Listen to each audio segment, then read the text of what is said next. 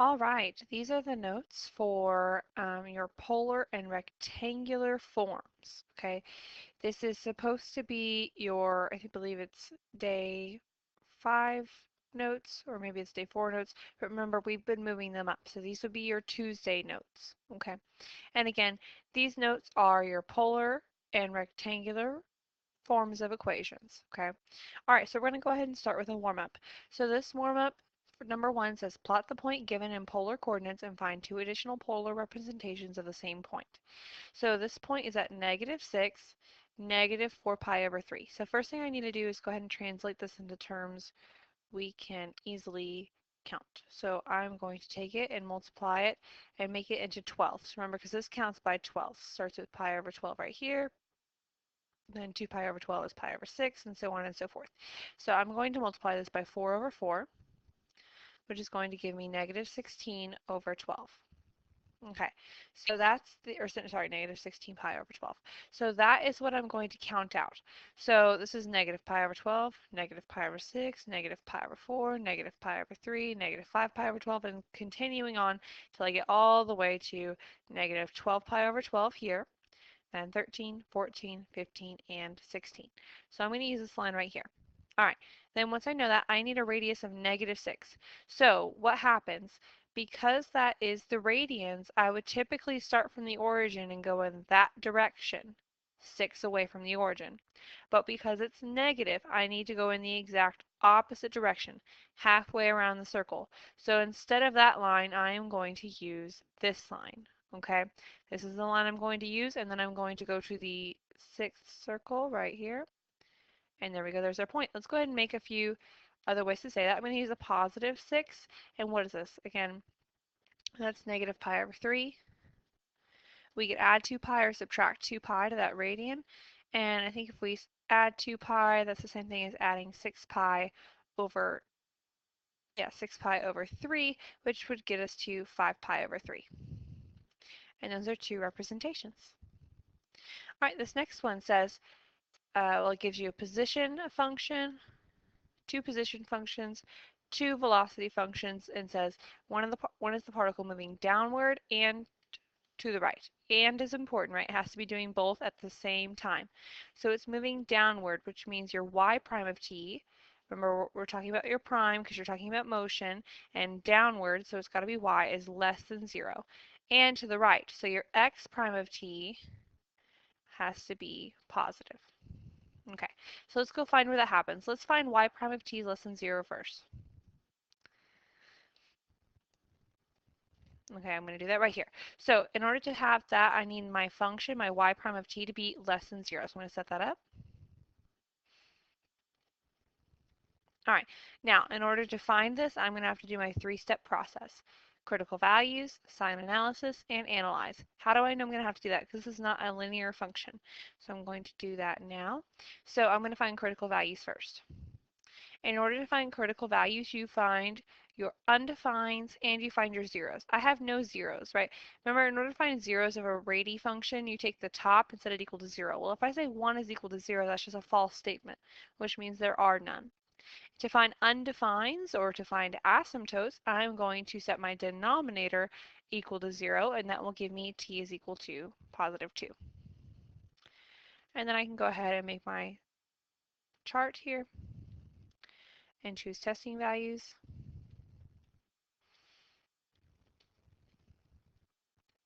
Okay, and then I'm going to plug them back into my velocity. So when I plug in 0, I get 1 over -2, so that'll be negative.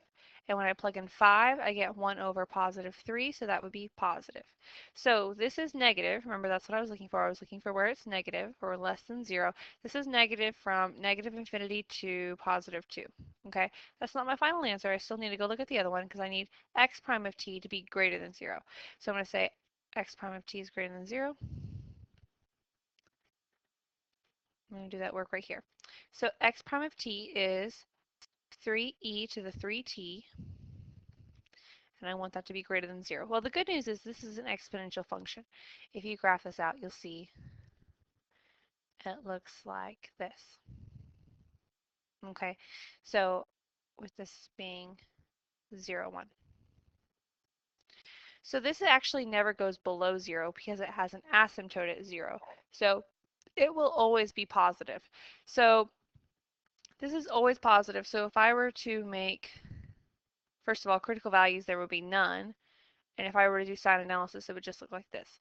So that tells me if I need this to be negative and I need this to be positive, well, this is fulfilled. This is done. I just need this to be negative now, which happens from negative infinity to positive 2. So that will be my answer. But remember, this is particle motion. You cannot just write out the intervals. You have to state it in a full sentence. So I'm going to say, since y prime of t is less than 0 and x prime of t is greater than 0 on negative infinity to negative 2, or sorry, positive 2, the particle is moving downward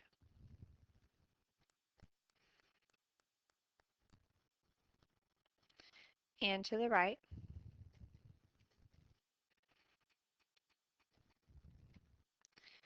on negative infinity to positive 2.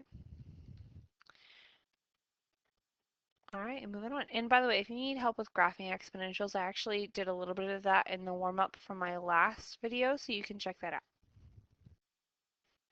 All right, this says, in one semester, Doug and Laura spent a combined 250 hours in the tutoring lab. If Doug spent 40 more hours in the lab than Laura did, how many hours did Laura spend in the lab? So it's asking me to find a variable, and it's giving me two situations. So it's and they're related, right? Because Doug and Laura, they spend a combined, the sum of their hours worked together is 250. Okay, so I can set this up. This is the total number of hours. This is their total formula. But Doug spent 40 more hours in lab than Laura. So Laura plus 40, the number of hours Laura's worked, plus 40, that's how many Doug worked. Okay, so what do I have now? I have two equations and I have two variables, so I can go ahead and solve. I know D is equal to L plus 40, so I can plug this in for D over here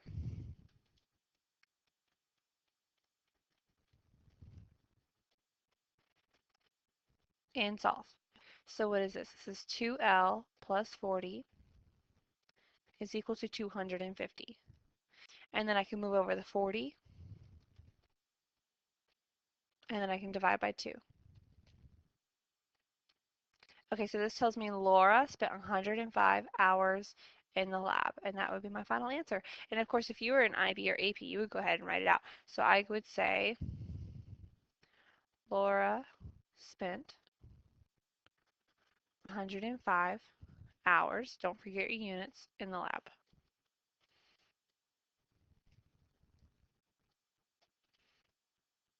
A little bit of Algebra 1 review there. All right, moving on.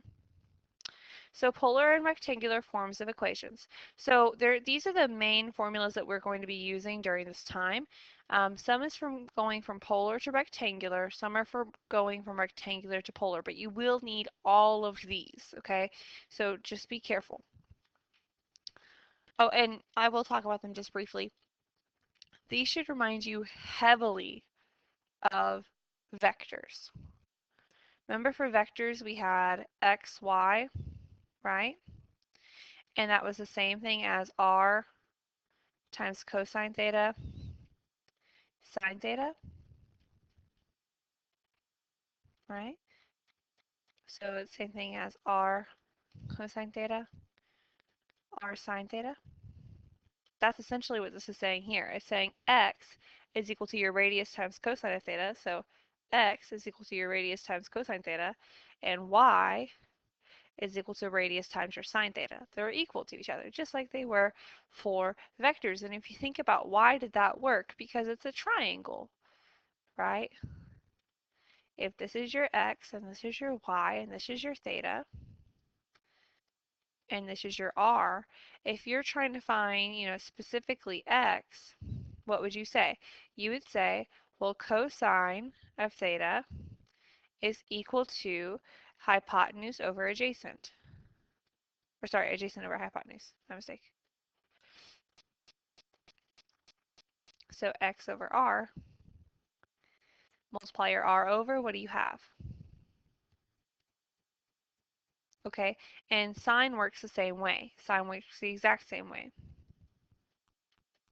except it is opposite over hypotenuse. And then you solve for y. Okay, so that's how we're getting those formulas there. Then for these formulas, again, it should again remind you a lot of vectors. So this is saying tangent of theta is equal to y over x. It's kind of like how we found our direction angle. Remember we said theta is equal to tangent inverse of y over x? Same idea. Okay, so this is kind of like your direction angle. And in fact, what do you need for polar? You need a radius and a direction angle, so you can find it kind of the same way that we have before. If you know your x and your y, you know your theta. Okay, and then we also have r squared is equal to x squared plus y squared, just a little bit of Pythagorean theorem here. So basically, when you're trying to go from polar to rectangular or rectangular to polar, you should look at it as a triangle, okay, because that's going to give you a lot more information and a lot more mobility so that you can move from one to the other. Here's this first one. It says convert the points given in polar coordinates to rectangular coordinates. So I have an r and I have a theta, and what I want, my end goal is to have an x and a y. Okay, so that's where I'm headed. So in order to find an x and a y, what did we say? We said x is equal to r times cosine theta. Well, I have my theta, I have my r, so I can find my x. So let's try that out. So I'm going to say, x is equal to r, which is 3, times cosine of my theta. Okay, 3 pi over 2 is here, so on your unit circle that would make cosine 0. So this is going to be 3 times 0, which is 0. There we go, there's 1/2 of my coordinate. Now we need to go find the other. So y is equal to your radius times your sine of your theta. Again, sine of down here is -1.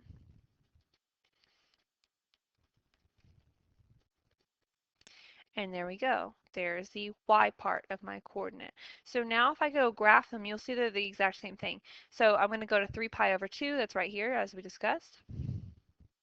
Go to the third circle, that's right there. Okay, now I'm going to plot the same point over here. 0 on my x is right here, and then -3 is right there. Notice they're in like the exact same spot, right? That means we did a good job. That means we converted it correctly. Let's try another. This is -2, 7 pi over 6. This is probably where I would stop and let you guys try it. So if you want to pause and try it out, you can. Okay. Otherwise, I'm going to continue. So again, I'm going to do the same process as I did before. I'm going to say my x is equal to my r, which is -2, times my cosine of my theta.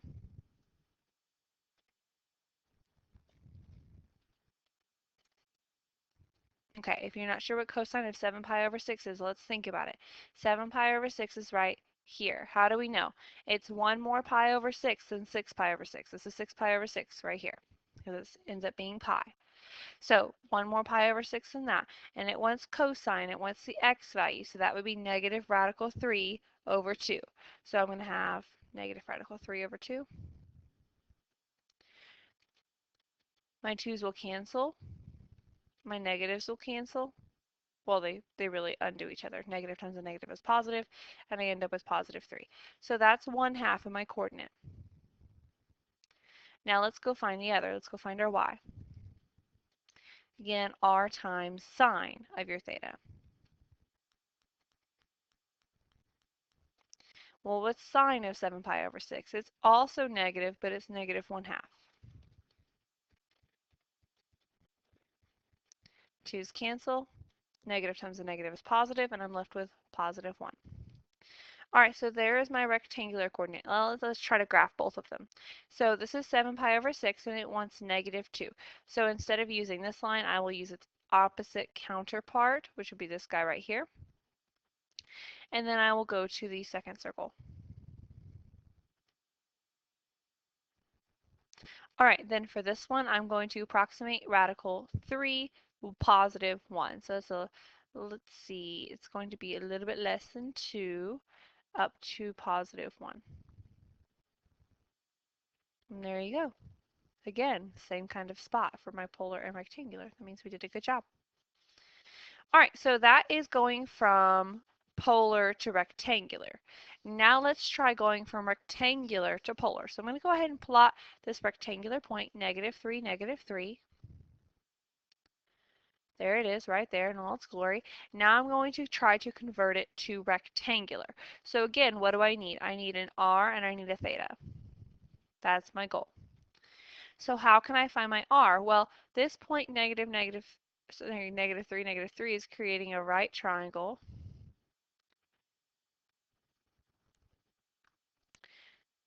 with a 3 here and a 3 here. So I can find this using Pythagorean theorem. So I'm going to say -3 squared plus -3 squared is equal to my r squared. So it's going to become 18 is equal to r squared because it's 9 plus 9. Square root it. Simplify that. There's a 9 inside, so I can pull out a 3. Okay, and there is my r. So that's the first half of my point. Now I need the direction. Well, if I want to know this theta, what do? I find my reference theta, and then I'm going to do the whole thing minus the piece I don't want. The whole thing minus the piece I don't want. So in this case, I'm going to have to do tangent. Okay, because I have, for this angle right here, what do I have? I have the adjacent and I have the opposite. I also have the hypotenuse because I just found it, but typically you want to work with the given information if possible. So I'm going to use my adjacent and I'm going to use my opposite and I'm going to find the tangent thereof. So I'm going to say tangent inverse, or you know what, let's not do that. Sorry, change of heart there. I'm not going to do tangent inverse because we know what quadrant it should be in. You'll see what I'm talking about here in just a moment. Click off of that. Or not. Okay. All right, so I'm going to say that tangent of theta is equal to my opposite over adjacent. So that would be -3 over -3, which is 1. So my tangent theta is equal to 1, which means that my theta has to be some pi over 4, but not just any pi over 4, right? Because my whole theta starts at the initial side and then goes to that radius right there, right? So it's going to have to be the whole shebang. So it's going to be whatever theta that is in quadrant 3 that gets me +1. So that's not going to be pi over 4. It's not going to be 3 pi over 4. It's going to be 5 pi over 4. So that means theta is equal to 5 pi over 4. And then that can go as our second part of our point.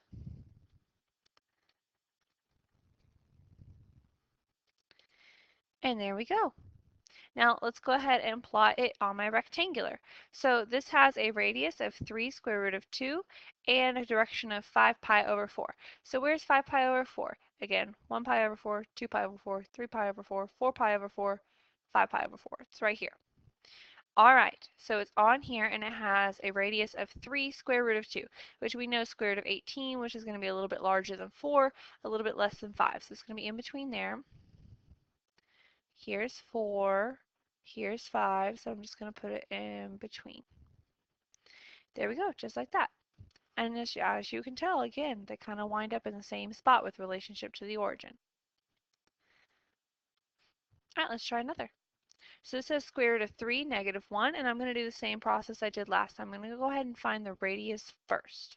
So I'm going to say r squared is equal to x squared plus y squared, so square root of 3 squared plus -1 squared is equal to r squared. So I have 3 plus 1 is equal to r squared.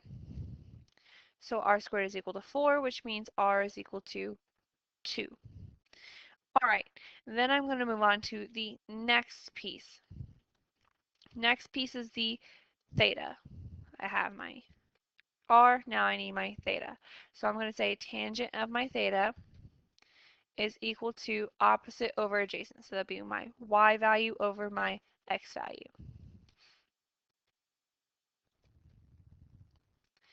And then this doesn't look like it's on the unit circle, but it actually is. If we go ahead and rationalize, I'm going to get negative square root of 3 over 3, which that is a tangent. You get this tangent whenever your cosine is radical 3 over 2. So that means we have a radical 3 in the denominator. So I need my cosine to be radical 3 over 2. So I need to think about where that happens, and I also need to think about what quadrant it's happening in. So if I go ahead and plot this point, where is it? Well, my x value is positive, my y value is negative, so I'm going to be in this quadrant right here. I'm at square root of 3, which is a little bit less than 2, and I'm at negative 1, so right there. Okay, so there's my point. So I'm in this quadrant. So I'm looking for where my cosine is radical 3 over 2 in quadrant 4. And that's going to be right here. Okay, because that makes my cosine larger. So where is that? Well, let's think that's negative pi over 6. Ooh, could I say that? Yeah, that would still give me the correct point technically, right? But I'm going to go ahead and call it 11 pi over 6. And we're done. Again, there's lots of ways to write this point, right? Like I said, I could have said 2 negative pi over 6, or any sort of coterminal angle would have worked. You could have even made your radius negative if you really wanted to. All right, moving on. So now we're going to move into the slightly tougher part of today's lesson, where we're converting rectangular equations into polar and polar equations into rectangular. So again, this is one of those where you'll kind of want to bear with me. It gets a little weird. You're going to be wanting to look for those 4 formulas we talked about right at the beginning. You're going to be using these in a slightly different way now. Instead of thinking just converting x's to y's, and I mean sometimes you're doing that, but really you want to look for relationships, right? If I am going from rectangular to polar, I am looking for x squareds plus y squareds. I am looking for y over x's. I am trying to change my x's and y's into r's and my x's, y's into thetas. Okay, somehow, some way. That is my goal. So let's keep that in mind as we move forward. So it says x squared plus y squared is equal to 16. Ah, I know x squared plus y squared is r squared. Do you see how we changed our x and y's into r's and thetas, right? Just by looking for those relationships. So again, that's kind of the idea. I'm going to go ahead and simplify this down to r is equal to 4, and then we're all done. Next one says y is equal to x. So I'm going to show you what I see. What I see is that I can divide by x. That's equal to 1. And what's y over x? It's tangent of theta. I'm not done yet. Don't leave it there. Yes, that is technically in polar form, but it can definitely be simplified, right? Because I know when tangent theta is equal to 1, it's at pi over 4. All right, and then we're good to go.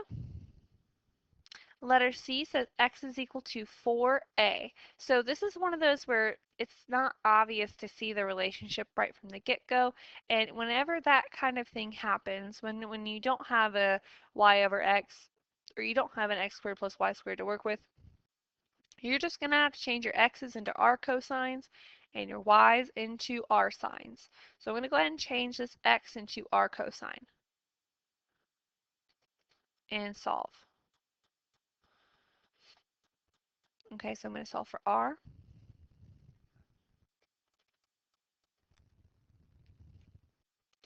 And then I'm going to simplify. If I have cosine in the denominator, that's the same thing as secant in the numerator. And we'll leave that one like that. Next one is letter D. It says x squared plus y minus 3 squared is equal to 9. So you can kind of tell we're going to end up using that x squared plus y squared relationship, but we're not going to get to use it right off the bat because it's a muddled. Okay, so I'm going to have to simplify before I can do that. So the first thing I'm going to do is I'm going to go ahead and FOIL this out. So I'm going to have x squared plus, and then in parentheses here, I'm going to have to FOIL this, so I'm going to get y squared minus 6y plus 9 is equal to 9. And you should automatically see the first thing that cancels, right, is that 9. So I'm going to end up with an x squared plus y squared minus 6y is equal to 0. Okay, now what can I do from here? What can I do from here? There's several things that I can do from here.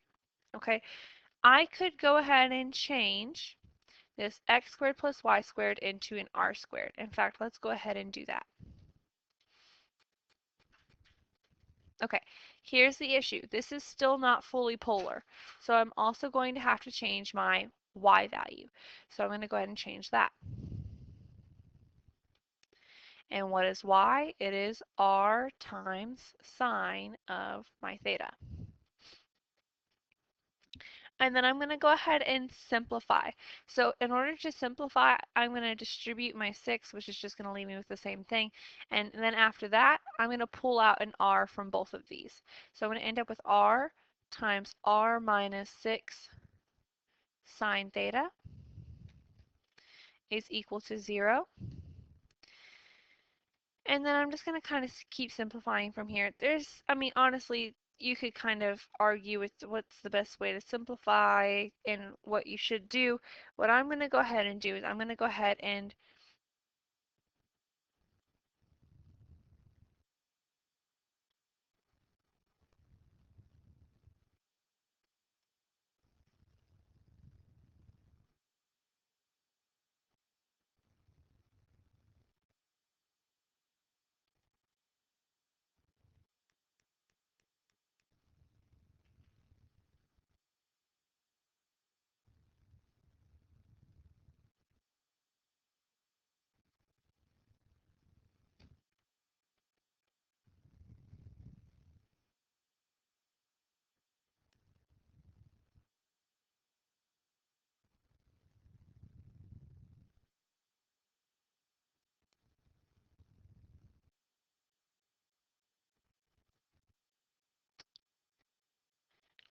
go ahead and essentially leave it like this, and really I probably could have even left it at this stage. Here's my issue. So here's another thing that you can do.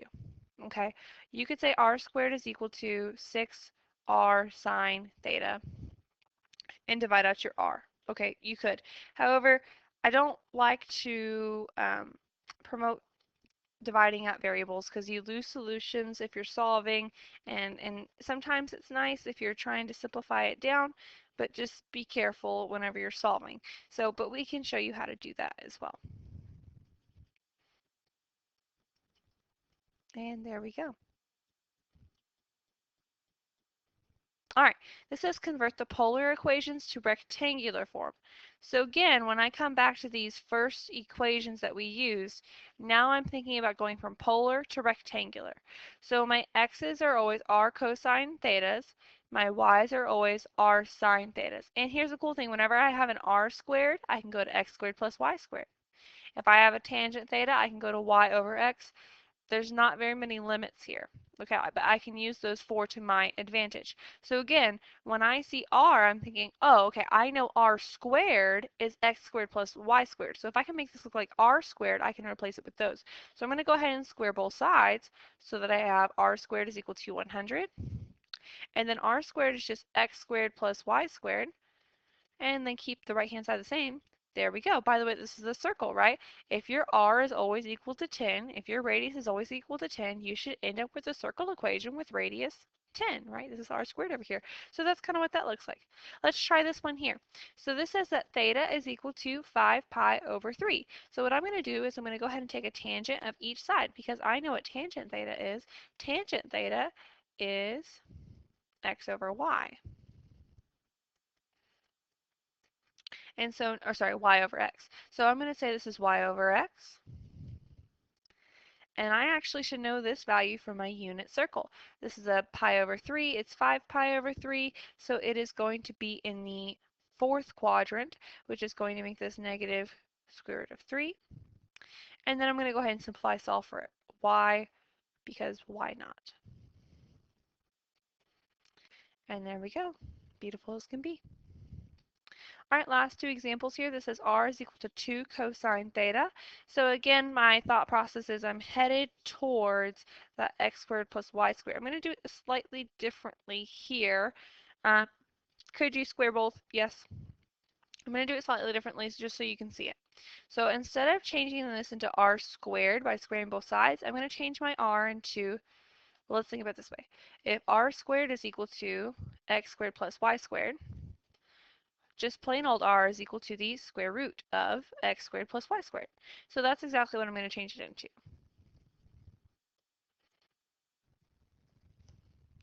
2 times cosine, and let's think about my theta. I know tangent of my theta is equal to y over x.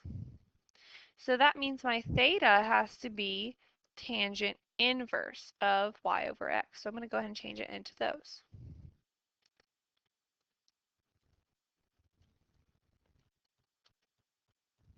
I think that's one extra parenthesis. Can we erase it nicely? Nope, we can't. Okay. No, I think that was good actually. I erased it in vain. All right, there we go. All right, so now I'm going to continue solving. Now here's the cool thing. This can be simplified. Cosine of tangent inverse of y over x can be simplified. Remember, we've done this before. This is asking you for cosine of a specific theta for a specific triangle. And you just need more data. Whenever you need more data, you just go draw that triangle. Okay, if this is my theta, this is my y, this is my x, what would be right here? The square root of x squared plus y squared. Ah, right? That should kind of ring some bells. If you didn't know that, you could use Pythagorean theorem to find it. But here's what this tells me. Cosine of this theta is what? It's x, or my adjacent over my hypotenuse would be x over this. So I have x squared plus y squared. And now I'm going to replace this whole thing here with whatever cosine of this triangle is. So that would be 2 times, the 2 stays the same, and then cosine of this triangle again is x over the square root of x squared plus y squared. And now what can I do? I can multiply both sides by the square root of x squared plus y squared, and I'll get x squared plus y squared is equal to 2. And there we go. Oh, sorry, 2x, of course.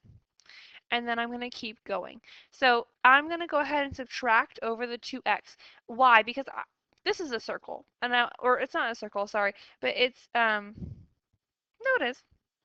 Sorry, yeah, it's a circle. So I need to go ahead and move it over. I want to show you what it looks like. So I'm going to go ahead and move over the 2x. So I'm going to have x squared minus 2x plus y squared is equal to 0. And then I'm going to go ahead and complete the square.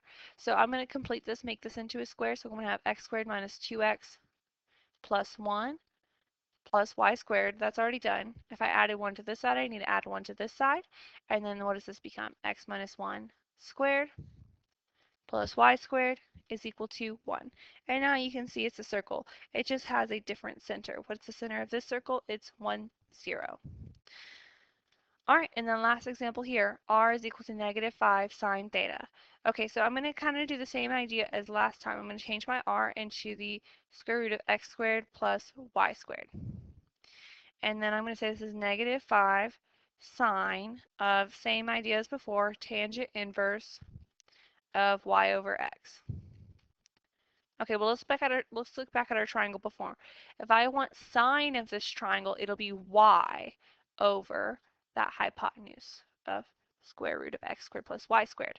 So this time I'm going to have square root of x squared plus y squared is equal to negative 5 times, replace this whole thing, replace the sign of this whole thing with y over square root of x squared plus y squared.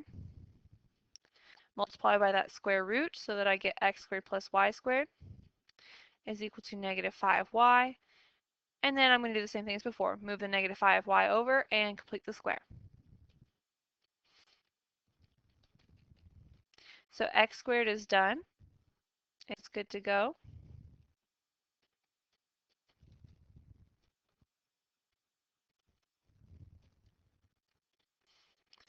minus 5y, so I'm going to divide that by 2, and then I'm going to go ahead and square it. So when I divide by 2, I'm going to get 5 halves. When I square it, I'm going to get 25 over 4.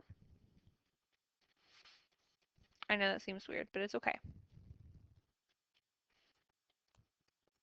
And then I'm going to go ahead and factor. Remember, just b over 2 goes here. And we're done. And again, this is just a circle equation, but now your center is 0, negative 5 halves. And that is it for notes. Again, please make sure you're checking in with me, getting everything taken care of. And good luck during your test and good luck on your homework. Have a wonderful day.